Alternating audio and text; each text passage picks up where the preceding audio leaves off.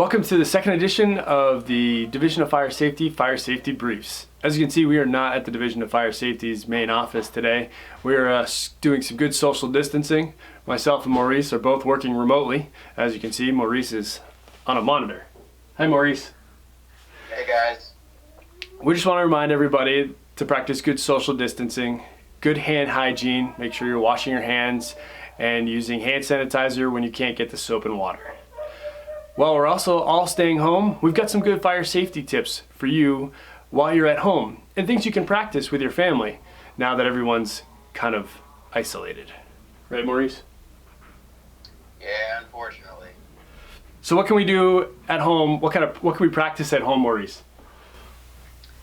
Well, first of all, a lot of us are going to be working from home. So that means we're plugging in all of our electronics, our computers, iPads, things of that nature. So we want to make sure that we're not using extension cords that, overload the system and can possibly cause an electrical fire. And we also don't want you to keep them running overnight because that also is a big risk for fire hazard as well. Right, things always heat up, electrical elements heat up. We want to make sure that everyone's safe at their home. Your house may be seeing an increased use of electricity now that you're using your computer at home, maybe charging all your mobile devices and things of that nature, more plugged in than they were before. So just use some good fire safety, common sense, and don't use extension cords, plug things directly into outlets, and make sure that you're practicing good electrical safety. Some other things you can do now that all the kids are home. I know my kids are running around here somewhere. They want to practice fire drills.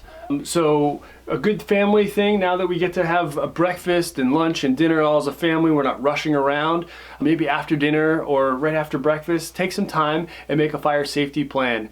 Always have 2 ways out of every single room and practice those drills with your family while now you have that opportunity to be all in one space.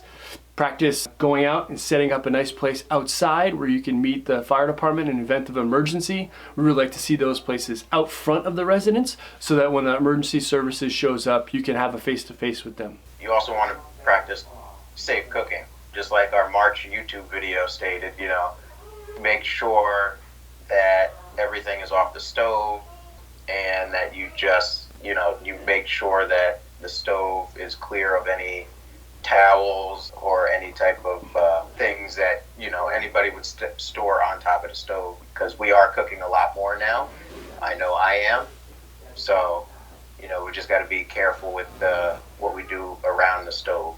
Right. So right up here I'll put a link to the video from last month where we went to Underhill, Jericho, and Maurice and Captain Stone talked about some good fire safety tips in and around the kitchen. That's a great point, Maurice.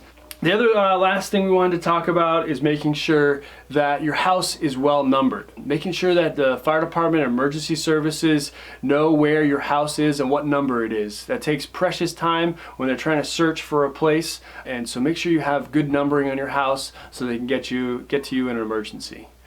Maurice, you have anything else before we let these guys go? No, all I gotta say is stay safe, stay healthy, and we'll see you next month on the April YouTube video. And also, don't forget, you can still go outside and, get some outside exercise, go for a walk. It is starting to get a little bit nicer out. So, don't think that you're always confined in the house. Right, just make sure you maintain that social distancing. Use your backyard, your front yard. If you're in a neighborhood, make sure you take a nice walk around the block, but make sure you're maintaining that social distancing from everyone else. Stay safe, stay healthy, and we'll get through this together. We'll see you on the next episode. Thanks a lot. See you guys.